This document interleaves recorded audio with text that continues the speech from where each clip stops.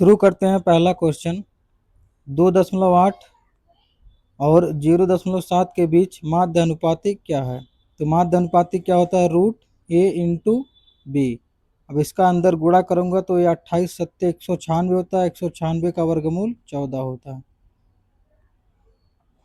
ईंधन की कीमत लगातार महीनों में 55%, 10% और 20% कम हो जाती है, लेकिन चौथे महीने में 65% बढ़ जाती है। मूल कीमत की तुलना में चौथे महीने में ईंधन की कीमत में कितने प्रतिशत वृद्धि या कमी हुई?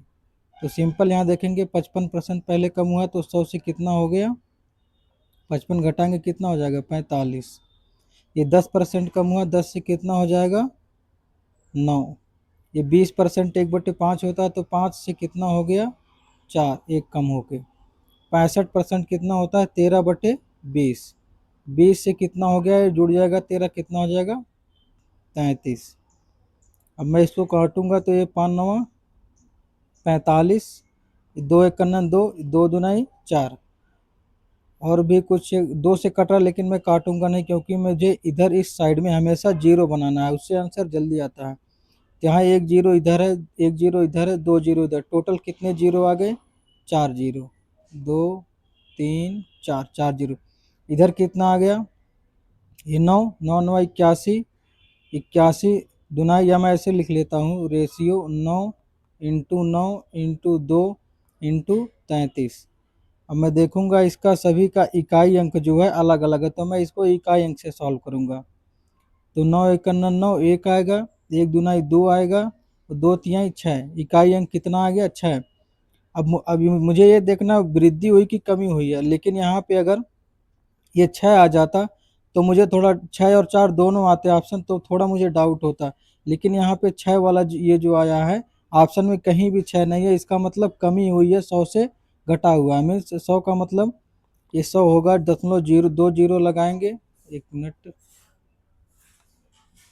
ये 100 होगा, दशमलव करके 2 जीरो लगाएंगे, क्योंकि यहाँ पे इसको 100 बनाने के लिए मैं यहाँ 2 जीरो के बाद यहाँ पे दशमलव लगाऊंगा। यहाँ पे मैं दशमलव लगाऊंगा, ये जो 10 ये दिया है ना, यहाँ पे मैं जीरो लगाऊंगा, ठीक है। यहाँ 2 जीरो आएगा, उसके बाद यहाँ 6 लिखूंगा, तो इससे घटाऊंगा 4 ही आएगा आंसर। तो आंसर कितना हो जाएगा? बी। आप इसको सॉल्व करके देख लेना तो भी आंसर यही आएगा। एक पंखे का विक्रय मूल्य 7,392, यदि लाभ प्रतिशत 32 है तो पंखे का क्रय मूल्य, विक्रय मूल्य कितना है? 7,392, लाभ कितना है? 32। तो 7,392 कितने की वैल्यू है? 132 की इंटू 100। अब मुझे दिख रहा है सभी में 2 जीरो है, मीन्स 100 का गुणा इससे सीधा सीधा हुआ, और ये इससे सीधा कट गया है। तो यदि मैं इसको डिवाइड करूं तो यहाँ से या 2 को मैं यहाँ ऊपर 2 लाना है, मीन्स 2 को डिवाइड करना है 2 से, या तो मैं 2 इक्यावन 2 कर सकता हूँ, 1 से गुणा करके ला सकता हूँ, या फिर 6 से। 2 छक 12 तो भी 2 ही आता है। तो यहाँ पे मैं देखूंगा 2 इक्यावन मीन्स एक कहीं भी ऑप्शन में नहीं है, तो 6 है, तो 6 वाला ही आंसर होगा। या फिर आप इसको डिवाइड कर देना तो भी आंसर यही आएगा। किसी मूलधन पर 8% वार्षिक ब्याज दर से 4 वर्ष की अवधि के लिए साधारण ब्याज 824 है, मूलधन क्या है? तो हर वर्ष साधारण ब्याज सेम होता है, एक वर्ष का 8% है, 4 वर्ष का कितना हो जाएगा? 8 चौक 32। तो 824 बटे कितना आ जाएगा? 32 इंटू क्या करेंगे? 100। अब यहाँ पे हमें देखना है ये कट रहा है कि नहीं, वैसे 8 से काट लेते हैं। ये यहाँ 25 है तो 25 का मल्टीपल यही होना चाहिए, फिर भी मैं काट के चेक कर लेता हूँ। 8 चौक 32, 8 इक्यावन 8, एक जीरो लगाएंगे,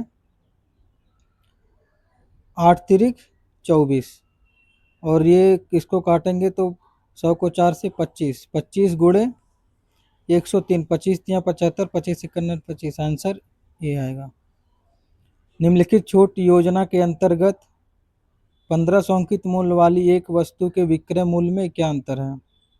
अब यहाँ देखो, 40% की 2 क्रमागत छूट कितना होता है?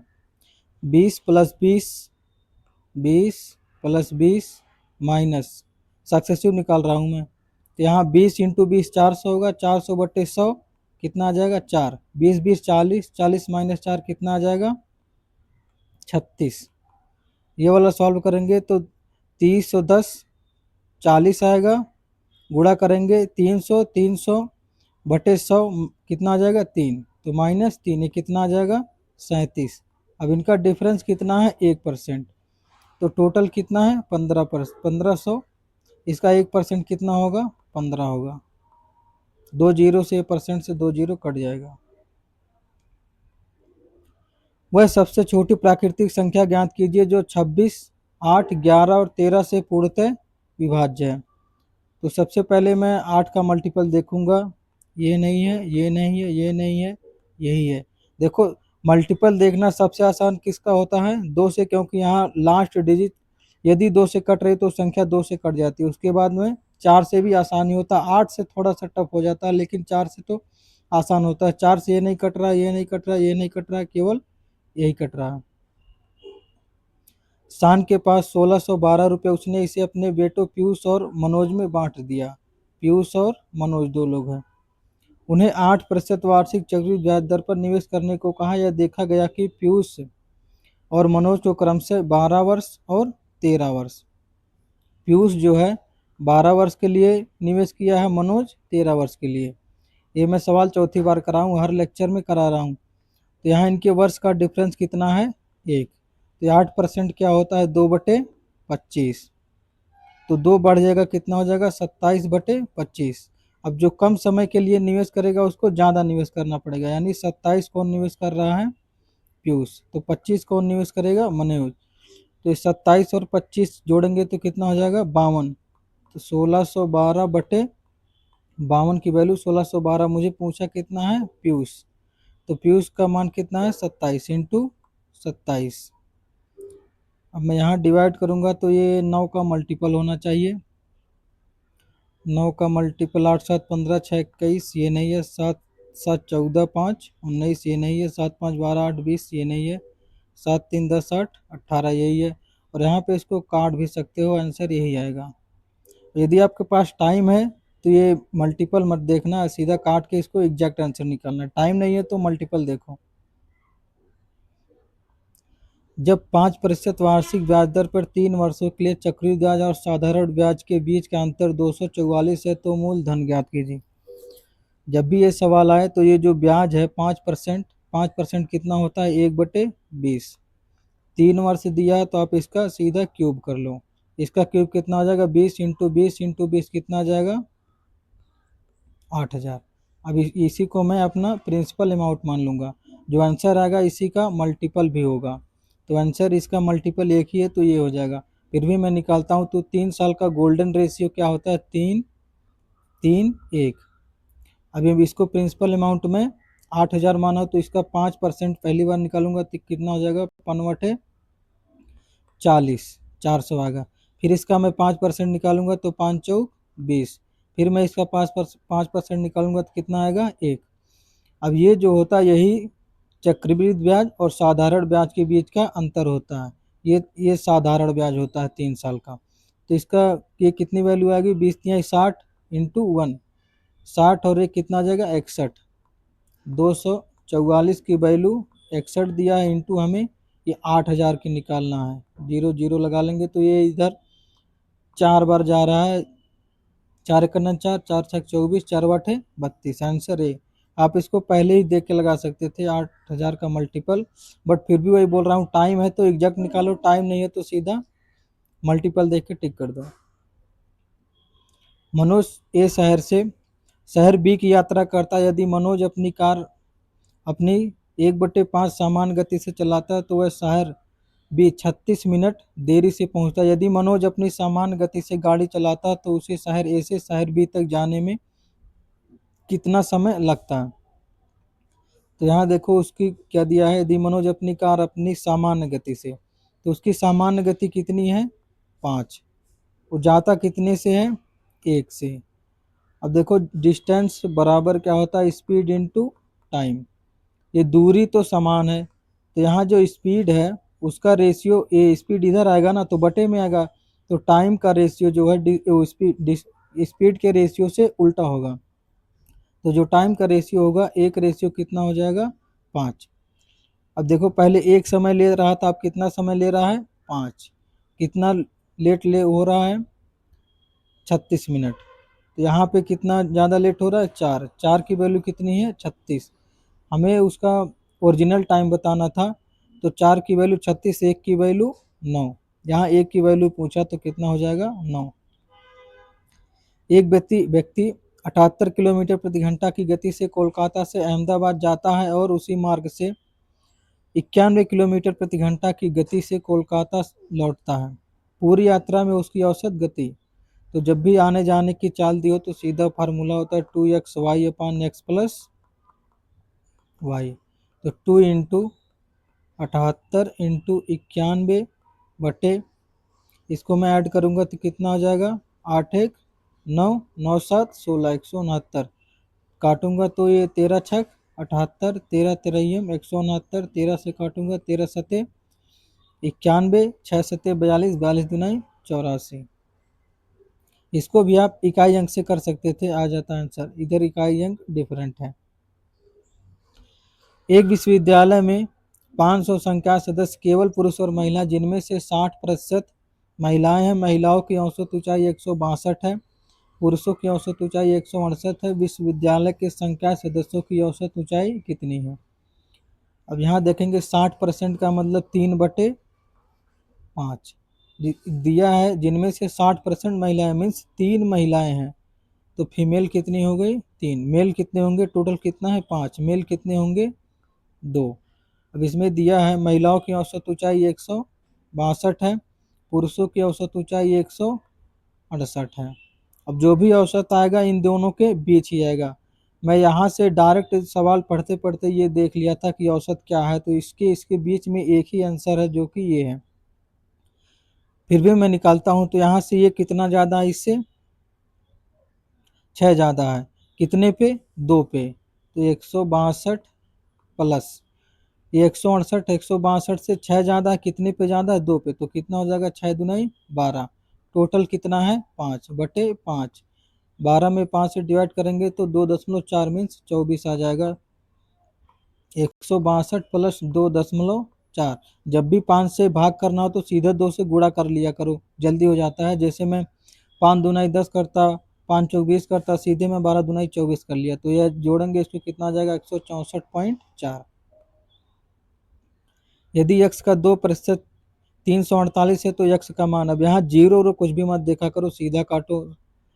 17 100 काटेंगे 174 ही आएगा। 17 दुनाई 34, 4 दुनाई 8।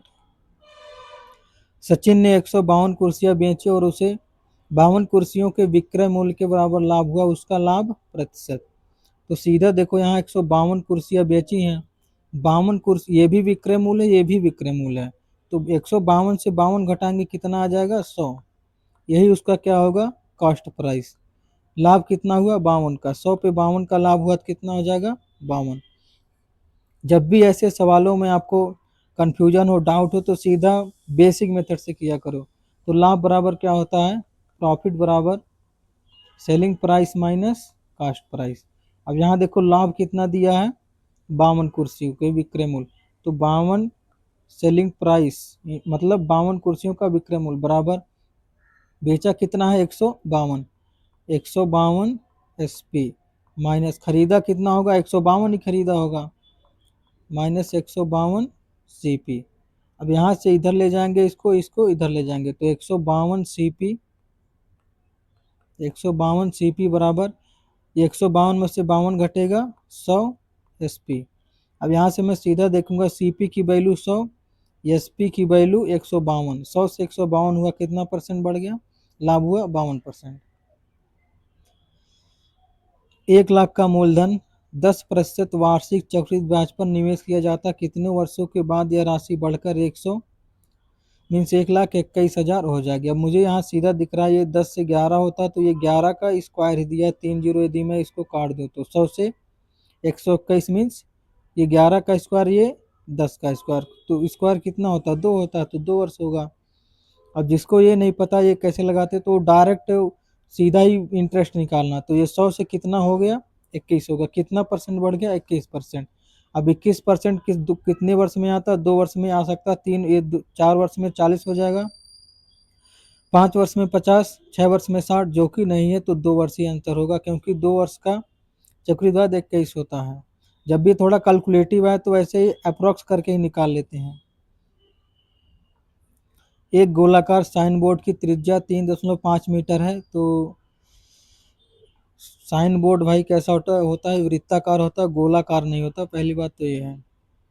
साइन बोर्ड का मतलब जिस पे कुछ चित्र तो बना होता है, आप लोग कहीं बोर्ड टंगा हुआ देखेंगे, उसी को साइन बोर्ड कहते हैं। यदि पेंटिंग की लागत 50 रुपये प्रति मीटर स्क्वायर है और बोर्ड का 10% हिस्सा बिना पेंट किए छोड़ दिया जाता, तो पेंट की कुल लागत, देखो 10% छोड़ दिया मीन्स 90% का पेंट किया गया, तो 9 का मल्टीपल होना ही चाहिए।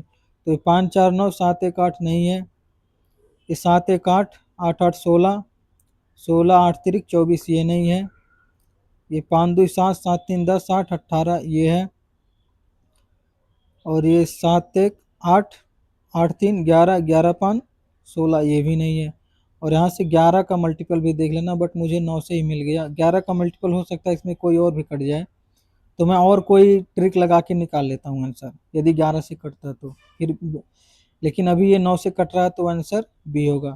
सॉल्व करना है तो इसको कैसे सॉल्व करेंगे, 22/7 एरिया कितना होता है, पाई आर स्क्वायर 3.5 इंटू 3.5 एरिया हो गया। कितना परसेंट, 90% पेंट करना, 10% छोड़ना। 90% का मतलब 0.9 से मल्टीप्लीकेशन इंटू 1 मीटर का 50 रुपये है, तो इतना मीटर स्क्वायर आएगा, तो इंटू 50। इसको सॉल्व कर लेना, आंसर यही आएगा। एक विक्रेता ने किसी वस्तु पर 150 का लाभ कमाया। यदि लाभ प्रतिशत 15 था, तो उस वस्तु का क्रय मूल्य।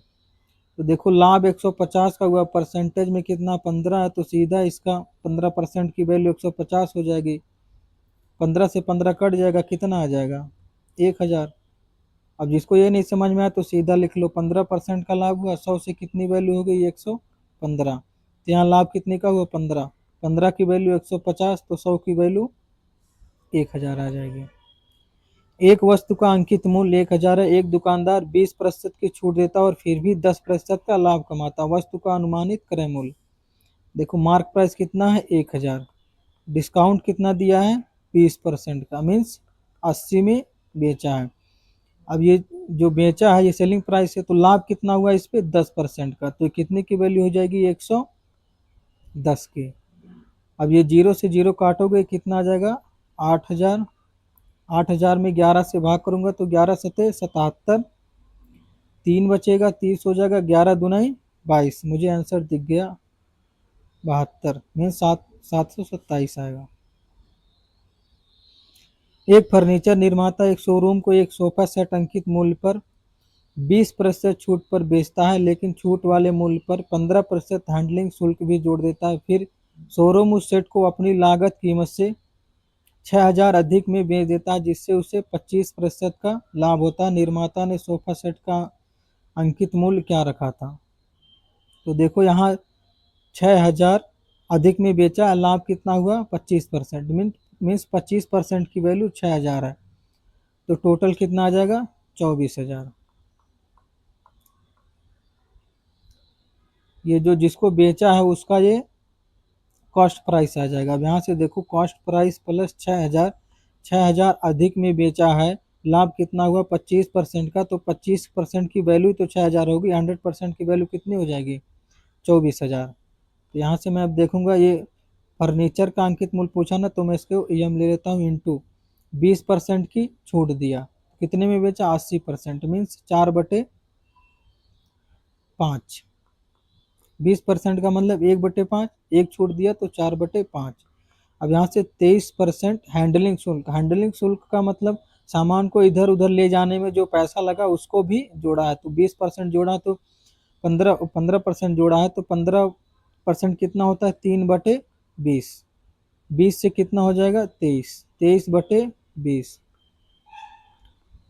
यही इसकी वैल्यू। अब यहाँ से मैं यम निकालूंगा, तो ये यहाँ से देखूंगा 20 25 100, ये उधर 2 जीरो और लगा लेता हूँ, यहाँ पे, और मैं ऐसे भी देख सकता हूँ या काट ही लेता हूँ। 4 छक 24, 6 आएगा, जितने भी जीरो आए मुझसे उससे मतलब नहीं है, मैं यहाँ सीधे 23 से डिवाइड करूँगा।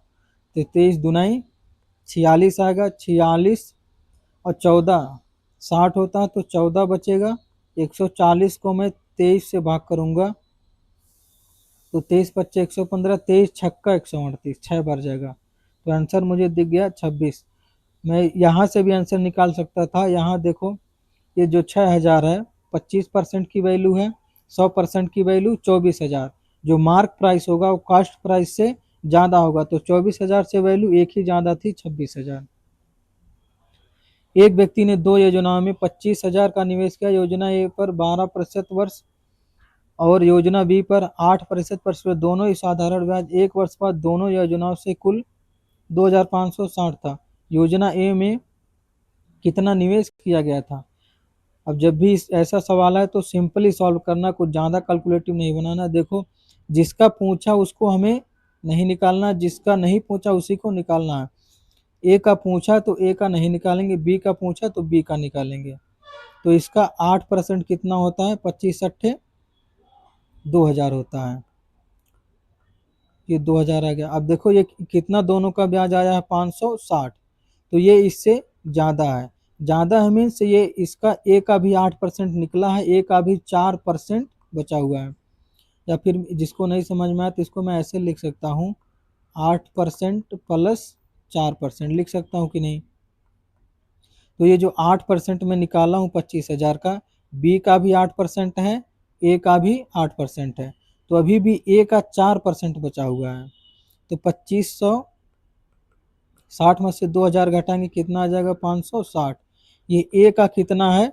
4%। ये ए का 4% है, तो 100% कितना होगा? 4 से काट देंगे, 14 बार जाएगा। आंसर आएगा 14,000। आप इसको मन में भी कैलकुलेट कर सकते थे, बिना ये सब सॉल्व किए। यहाँ से दिख जाता है आराम से। 25,000 का 8 पर 2000, 2000 से 2000 2560 से घटाएंगे 560, 4 की वैल्यू 560, 14 चौके 56, आंसर सी आ जाता। यदि किसी घन के किनारे को 3 गुना बढ़ा दिया जाए तो उसका आयतन उसके मूल आयतन से कितने गुना हो जाएगा? देखो, 1 से कितना हो गया? 3। आयतन कितना होता है? आर का क्यूब। तो ये भी कितना हो जाएगा? आर का क्यूब मीन्स 27। 3 का क्यूब मीन्स 27। आंसर कितना आ जाएगा? 27। जो भी सवाल समझ में ना आए कमेंट जरूर कर दिया करो भाई, मैं समझा दूंगा, कोई भी सवाल हो।